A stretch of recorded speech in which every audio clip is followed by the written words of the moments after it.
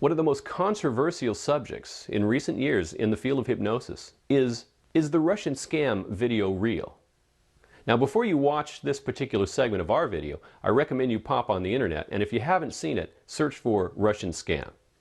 Now, in this video, one person allegedly hypnotizes another and gets them to give their wallet, their keys, their cell phone, etc. Not once, but twice.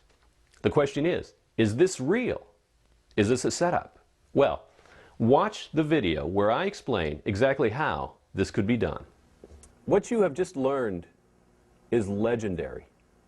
It's probably the most talked about, the induction that has the most excitement around it in history. People didn't believe it when Erickson did it. If you go on the internet and look in forums, there are thousands of posts about how to do the Erickson handshake interrupt, how to do the ambiguous touch induction. Right? You've just learned it. Now we're going to take a look at something that is also incredibly legendary. And I want you to watch it first. Excuse me, do you know which way the actual pleasure beach is, the fun fair? The pleasure beach? I'm not really from around here. I think if you're for the main one, if you follow down, just go down this road here, keep going, and it's on your left-hand side. So it's basically, it is down there? Yeah. Because that's the tower, isn't it? But it's, you don't mind me asking, do you? No. No, you're happy to give that to me. Okay, so it's down there. Yeah. Great, all right, sorry about that. Cheers. Thanks ever so much. Yeah, great, so it's just down that way. Can you just grab that, just for a second? Can I just grab your watch? And then you've got a phone on you as well, that'd be terrific. Can I just grab your, thanks, I'll take that off. Lovely. Cheers. I'll just grab your phone as well and your house keys, thank you. Thank you very much. All right, so it's just literally just down there, yeah? Lovely, I'll grab that. So it's straight down there and... Keep going on your left-hand side as you go further down the road there. All right, lovely. Thanks ever so much. Cheers, mate. Thanks. Thank you, you're fine. Thank you.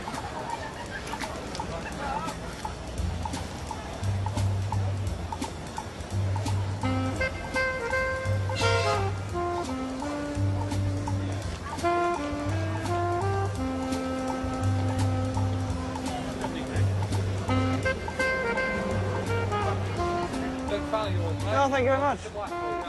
Oh, thank you. Sorry. It's difficult to explain because somehow it felt natural to give them to him. Oh, I'm sorry, did I? Until I got a few yards down the road, and then I started to think, what's happening here? Just hold that a second. Cheers. Great, I'll just grab the others back off you so I can keep them. Cheers. Thanks ever so much. Thank you. Cheers. I think you're heading that way, weren't you? Thanks ever so much. Cheers.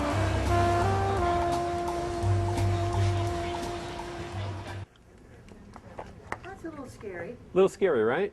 Now, Derren Brown is a mentalist, among other things. We don't know how he's doing this. It may all be a trick, or it may be NLP and hypnosis. So I took a look at this video and I analyzed it to figure out what he was doing in terms of NLP and hypnosis. Now, I don't suppose you're going to go out and take anybody's wallet, are you? Their cell phone, yes, but no wallets. But would you like to know how it works? Yes. Yeah. Okay.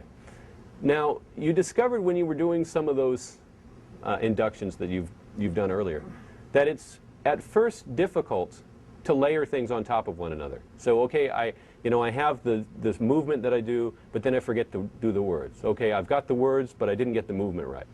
This is a multi-layered thing. So it doesn't come easily just like that right at once. But it doesn't take very much practice. Like those things, if you remember what driving a car was like when you started out, it seemed like there was 1,000 things to think of. You had to figure out how to turn the wheel just to stay in your lane. Here's the turn signal, and there's the brake pedal, and the accelerator. I've got them on the wrong side because I've been driving left-handed, left-footed. After a while, it came naturally. So this is the same way. So let's I'm going to take a look, take you through step by step about what he does here.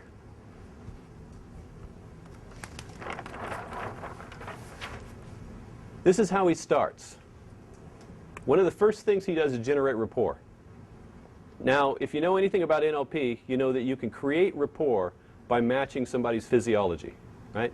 You breathe the same rate that they breathe. You stand or sit the same way they stand or sit. You move, your tonality matches, the rhythm of your speech matches their speech. It's a very powerful thing. What's that, Wayne?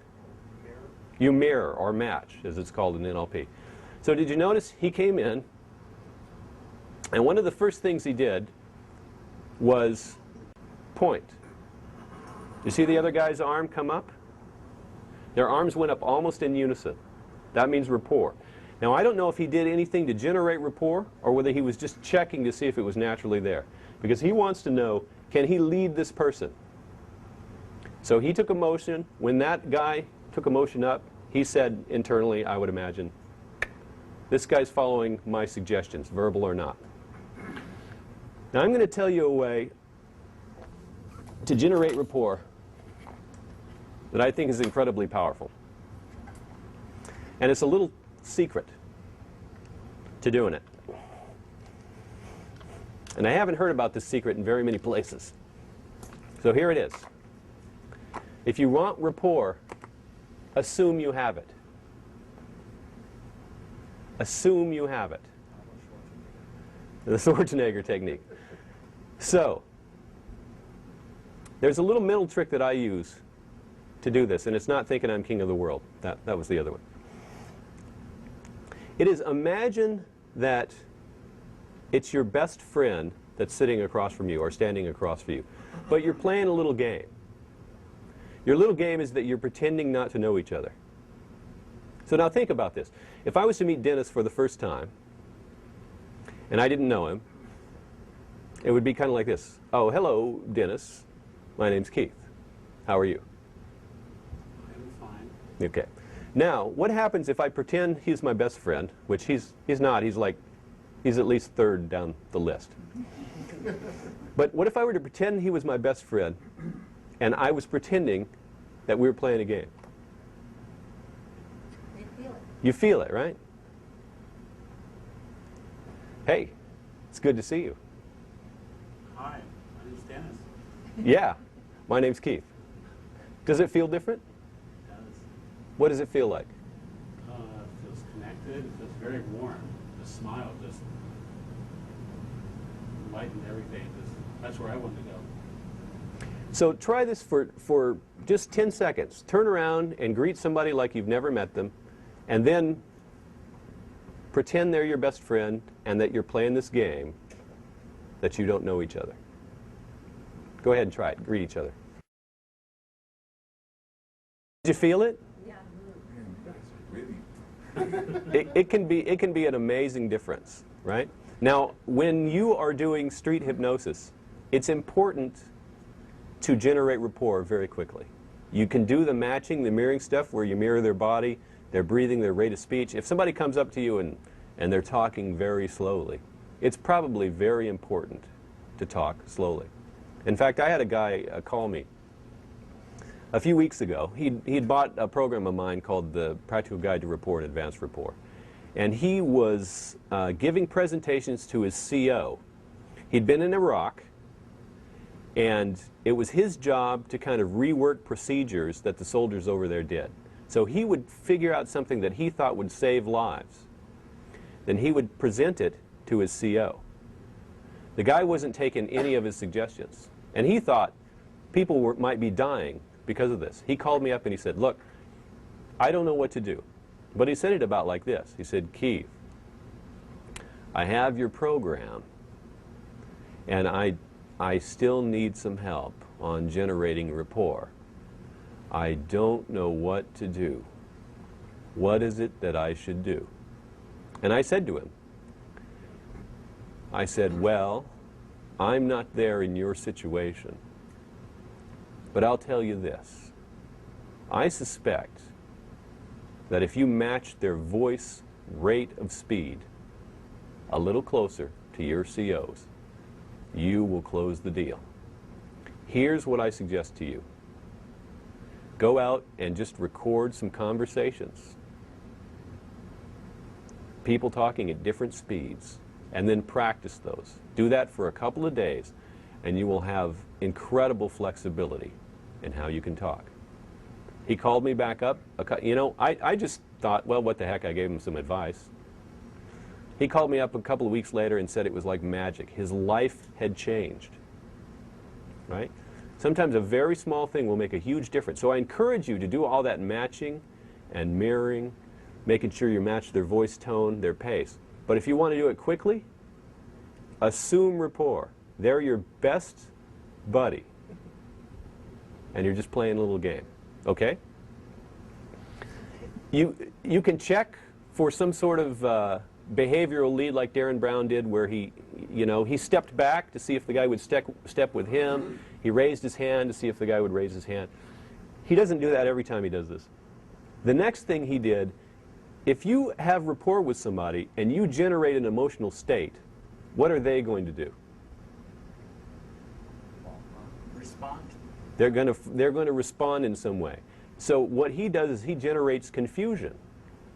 And you know how the handshake interrupt generates confusion. You put someone into confusion, they become more open to suggestion. Now he just generated confusion by being confused.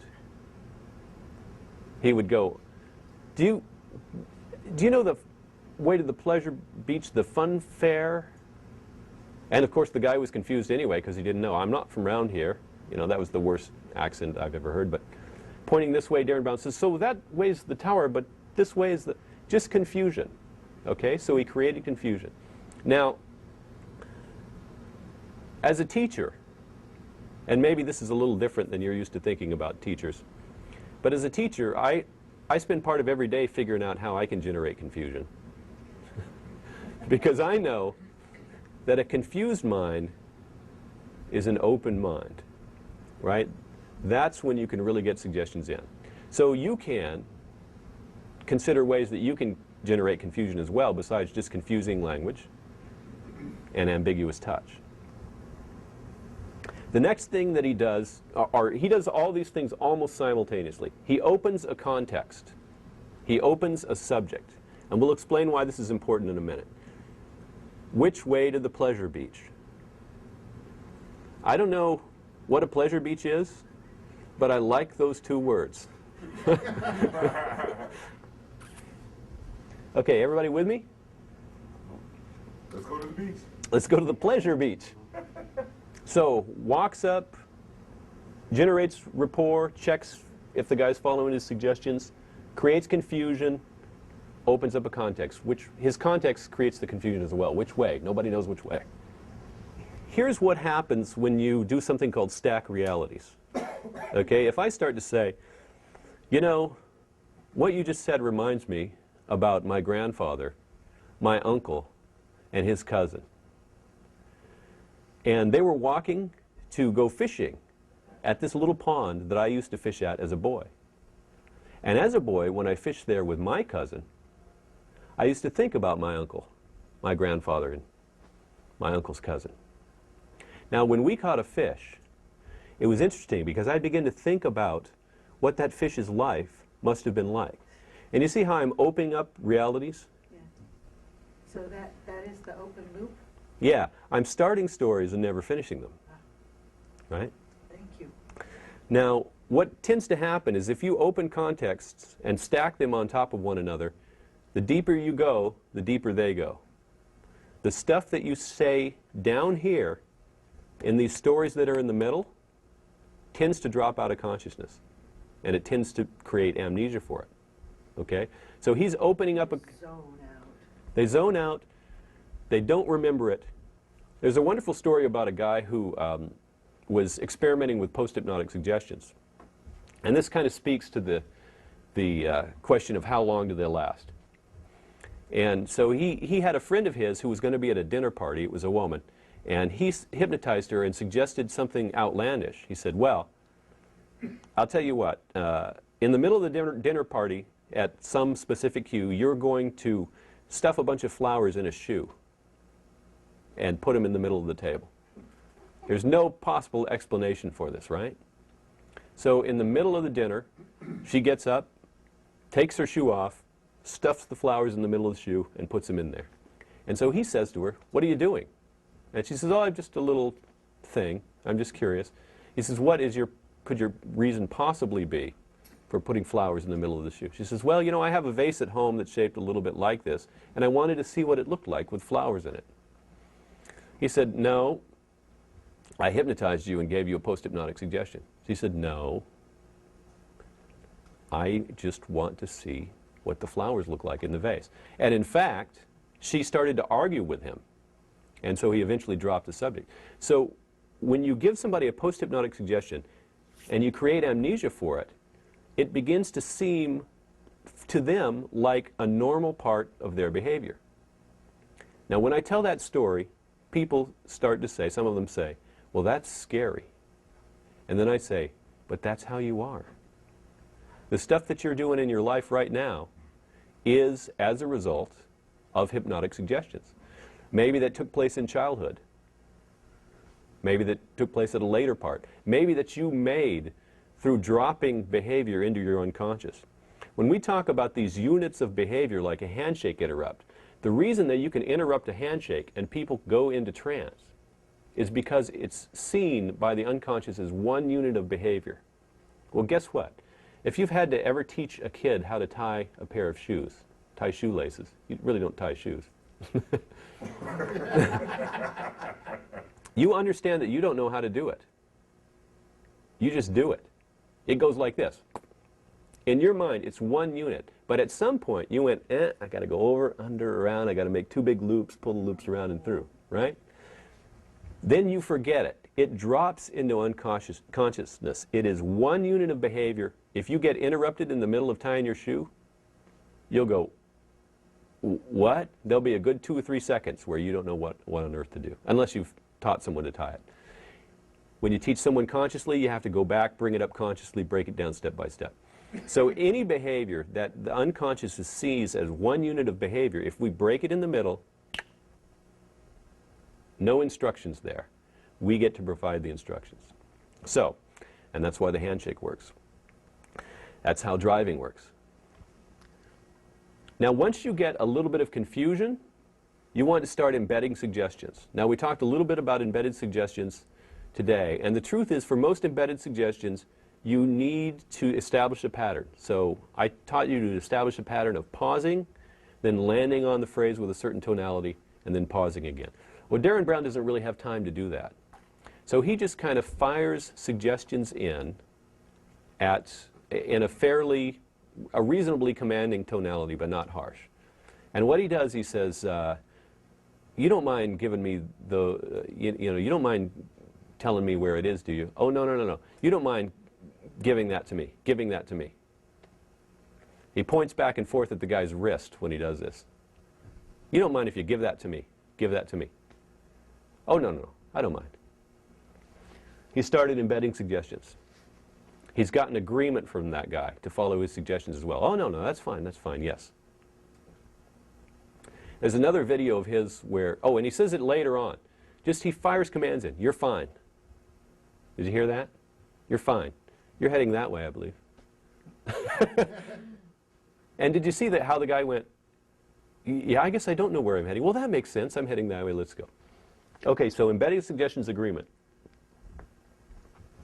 Pattern interrupt, then, with the handshake.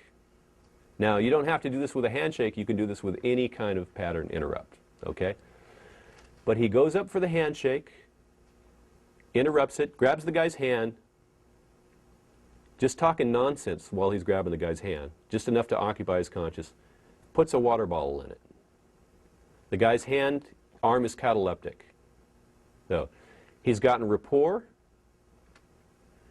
he's confused the guy, he's fired in suggestions to give him stuff, he's put him in catalepsy, he's got hypnosis. And then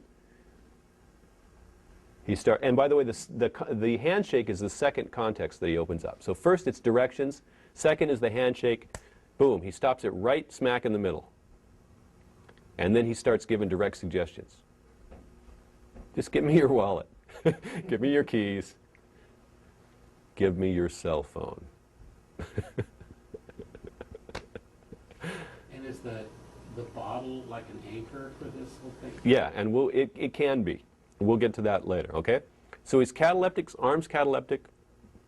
Now, Dave, I'll point out that to me, may have been similar to what you were seeing when people were doing the ambiguous touch induction. It's like, that doesn't look like hypnosis. He's just standing there with a bottle in his hand. So as you expand your idea about what hypnosis is and begin to recognize more and more signs of hypnosis out in the world, you'll begin to understand that there are many, many opportunities to give suggestions. Now me, I have people I like and other people. The people that I don't like, I generally just, I don't want to deal with them at all. The people I do like, there are wonderful opportunities to give suggestions. Aren't there? You're doing fine. Things are great, getting healthier. Okay, so, everybody with me so far? I like hypnosis a lot.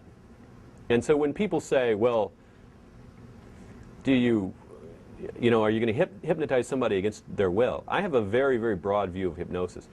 You ask how long hypnotic suggestions last? Well, how long have you been flipping off people that cut you off in traffic? 40 years? Somewhere somebody taught you, not you. Somewhere somebody taught somebody that you're supposed to be angry when somebody cuts you off in traffic. So you have an emotional response. It's a conditioned response which happened in hypnosis. Been going on for years. That's how I view hypnosis. Hypnosis is happening all the time. It's just a matter of recognizing it and then beginning to utilize it more effectively. Will is an illusion? No.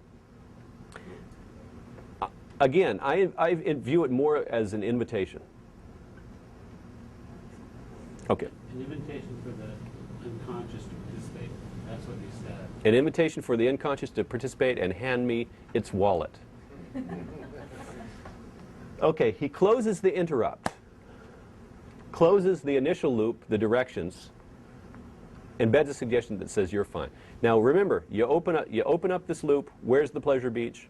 You open up the loop with the handshake interrupt, direct suggestions down here, closes the handshake.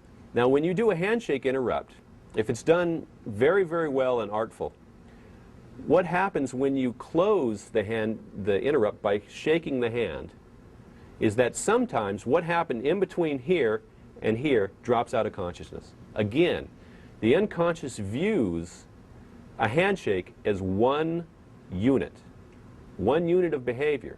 So nothing could have happened in there. So it goes, and we've all had those experiences, right? Where something happens and you go, what was that? Oh, well, that was weird. And then you just kind of walk off. Did you see what that guy was doing in his mind? He was like, that was strange. And he walks off. Now, in this particular case, it didn't create enough amnesia to last for very long. But you could. Now, Skip was talking about, I was doing this thing with stories where I was stacking these realities and opening up loops and showing them how to create amnesia in a class. And because it's useful sometimes for hypnotic suggestions to have amnesia. Because what can the conscious mind argue with if it doesn't know it's there? Right? So, he closes the interrupt, boom. Closes the initial context, oh, so it's right over there, okay, thank you, boom, boom, boom. They're closed, you're fine. One more suggestion thrown in there, and off he goes. Got it?